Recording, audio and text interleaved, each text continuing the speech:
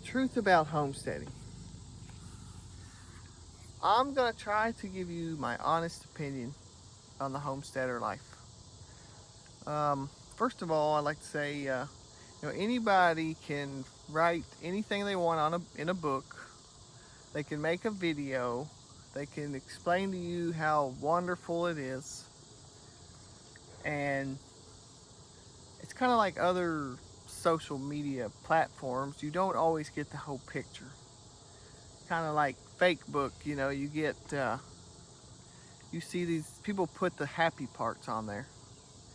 And there are a lot of happy parts in life, and that's a good thing. People should be happy. And you should do what makes you happy. So if homesteading is what you want to do, then I'm not trying to talk anybody out of it.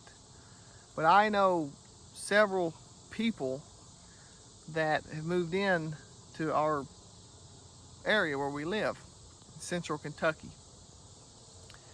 It's a beautiful place, as you can tell. It's a beautiful, wonderful place. We have everything that you need to have a, good life here. The summers are hot, the winters are pretty cold, but not terrible either direction. Today I think it was 92 and pretty humid. That's one thing you got to watch out for and got to, research. You don't want to be homesteading somewhere where it stays below zero for months at a time, because animals have to eat, have to drink. In the winter they have to be fed everything that they eat. There's nothing to consume. Even here in the winter they have to be fed everything that they eat. And it's a wonderful life, and I'm not trying to talk anybody out of it, but listen, these people, they'll tell you, oh, you just sell everything you got, you go buy you a little farm, you can do it. Well, that is sort of true, but you got to have a little bit of an ideal of what you're going to do. Right here where I live, within a 10-mile radius of me, there's families from California, New York, Pennsylvania, Florida, everywhere. I mean, we have a lot of people from California. I guess our climate, they Google it, I guess, and our climate is the land's cheap and the climate's halfway decent, so they end up here. And I got nothing against those people. They're just trying to find happiness in life, and that's what we should all do. But these other people that write these books and tell you all these things, they're liars. Okay. If you move out to and I've got a good friend that's a neighbor of mine that, he come in, he wanted to homestead, he did all these things, he read all the books, and I told him when I first met him, I said, listen, don't jump into this thing so hard. I said, have a plan. Everybody wants to move out to the country, quit their job, homestead, raise chickens and goats. Well, I'm here to tell you, you can't make a living off chickens and goats. Can't be done. You can supplement your living. But these self-taught homesteaders, I call them homesteaders, but there's a lot that goes into this. I've got a pretty nice little farm here. Me and my family members own this little piece of land. It's 40 acres. We worked really hard to get it. We make a payment to the bank. I'm not gonna lie to you. I've been doing this, I'm 35. I've been doing this my whole life. My dad farmed, and we tried to do the homestead thing. We had hundreds of chickens. One summer we had 400 chickens that we butchered ourselves. Now that's a big undertaking. So I know we've got our own family milk cow. Trust me, all these things are really good things to do. They're really good, especially if you're going to have a family. Your children need to know how to do some of these things. But take people's advice that's done this. I've been doing this my whole life, okay? If you move onto a property here in central Kentucky, it costs $500 to get a meter for water put in. $500. That might sound like a lot of money. It might not sound like anything to you. But you go thinking, oh, I don't want to drink the county water and the bleach and all that. That's fine. I got no problem with that. But to dig a well costs thousands and thousands of dollars. I don't want to see you living without water. You can't even flush a commode because you don't want, county water's fine for flushing the commode, okay? There's just lots of things that you need to know these things. Buy land that's cleared off already. Buy land that has buildings. When I bought this farm, it had a 40 by 60 right behind here. We built a side shed. It had another 30 by 30 tobacco barn, and we put 2 big side sheds on each side. You need infrastructure. These buildings are not cheap. If you can find land that already has buildings on it, that's a big, big bonus to you. Second thing, don't bite off more than you can chew.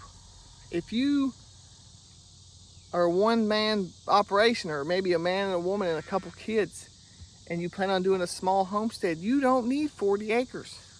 It's a full-time job. I have multiple children, teenage boys that do a lot of work around here while I'm at work, because it takes money to do this. You have to work at something. Have a backup plan. Don't just quit your job and say, I ain't doing nothing, because you'll ask about if you go, and I've seen it happen before. You sell a farm or you sell a house in California for $500,000. You come out here and you buy a farm for $200,000. Oh, that's a good deal. Guess what? You're going to spend another $100,000 buying the stuff that you need to run that farm. Maybe more. And after about 3 years, you're broke. I've seen it multiple times. I'm not making this video to tell people, to discourage people. I'm telling you this because it's hard. I've seen it multiple times. Good people, they come out here in about 2.5 years, they're gone. Because they didn't realize that you can't, a dozen chickens and a couple goats, you ain't gonna make a living off that. You're not gonna do it, I promise you. On this farm, we have 35, I think, mama cows. We got, there's 20 something calves on the ground. We got a horse. I don't know if you can see that horse. Over there she is. That's my daughter's horse. We sell hay. We have lots of rolls of hay that we put up. It takes all summer to put them up to feed these animals.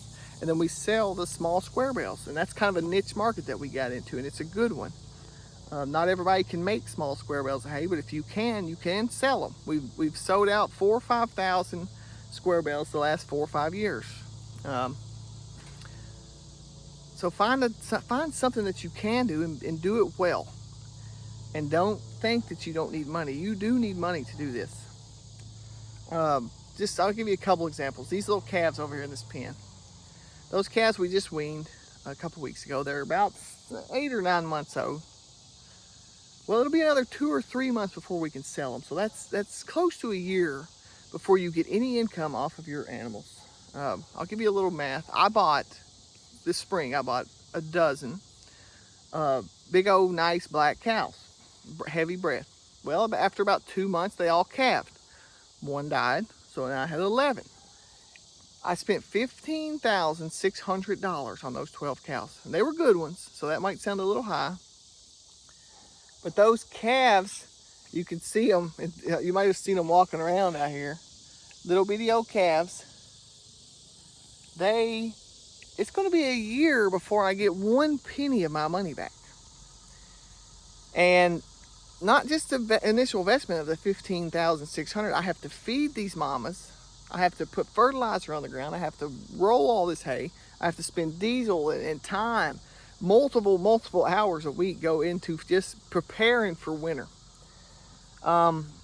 If I raise all these calves up, when I go to sell them, I have the potential of getting $8,000 to $10,000 back. You're gonna say, well, how's that math work out? You get 15,600 plus you spent probably another 3, so 18,600, and you're gonna get 8,000 to 10,000 back. Well, that's what you gotta understand. This is a long-term process. That's just one aspect of it, how long it takes to make the money. I know a guy that raises some exotic breed of hog. I can't recall the name, but it takes, like, from the time that piglets are born, it takes like a year for them to mature. That's a long time to feed every single day, feed a hog for a year to get maybe, if she has 6 or 7 piglets. So do your math, understand common math. Another aspect is you need to know how to do things yourself. If you have to hire somebody to do everything for you, you will never make it. You just won't. When it comes to plumbing, electrical, framing, carpentry, farm and fencing, it costs you $5 or $6 a foot to get somebody to come put you up a fence. That's a lot of money. You fence in 10 acres, you're talking about $20,000. Learn how to do that. Be willing to learn how to do it. You know, I don't want to overwhelm you, but there's a lot of things out there that can overwhelm you. I'll give you for instance here. There's this cow. I'm gonna try to move. I don't want to get anybody dizzy, but one more thing. I want to show you one more thing because this video is gonna get too long and nobody's gonna watch the end anyways. There's a calf over here. I want to give you a little backstory of this calf. Where did its mama go? Let's see. Well, I can't see the mama, but here's the calf. And I want to show you this calf.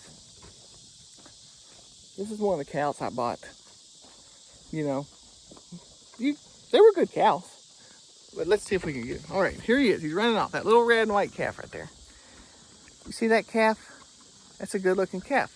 You see that white head sticking up over there? Right over there. That's his mama.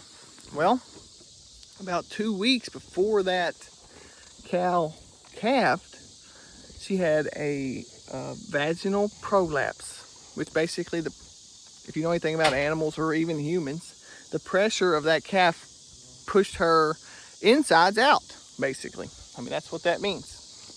So, what we had to do was, we had to put that cow in a pen.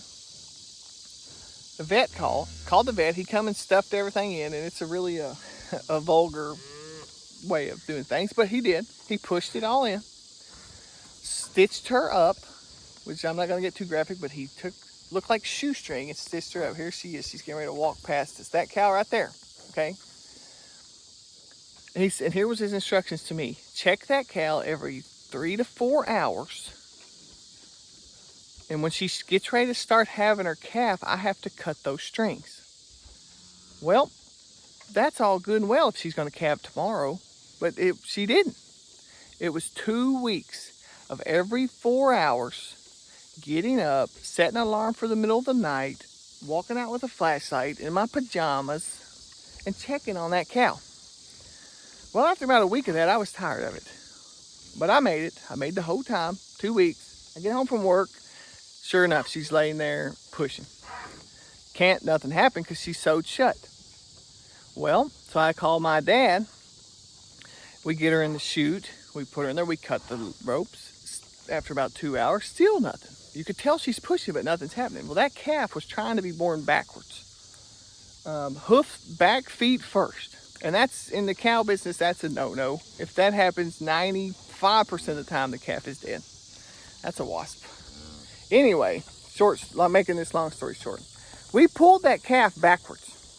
And we pulled him fast. We thought he was dead. We pulled him. He hit the ground. I seen him move. We jumped on him. We started getting the stuff out of his throat and everything else. He survived. We had to, about a week later, we had to dose him for some scour medicine. We had to catch him. Thought he was going to die again.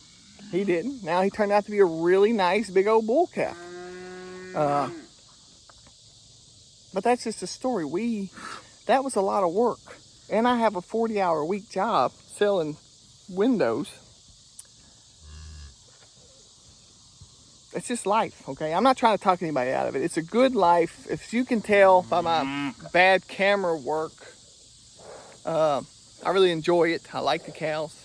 I like everything about them. I like the aspect of being a caretaker of the land. I really enjoy that. But just look at people and ask questions. When you move into a new area, don't be afraid of the locals. Listen, I've lived here. I grew up 3 miles down the road. 35 years I've been here. Don't be afraid to ask the locals.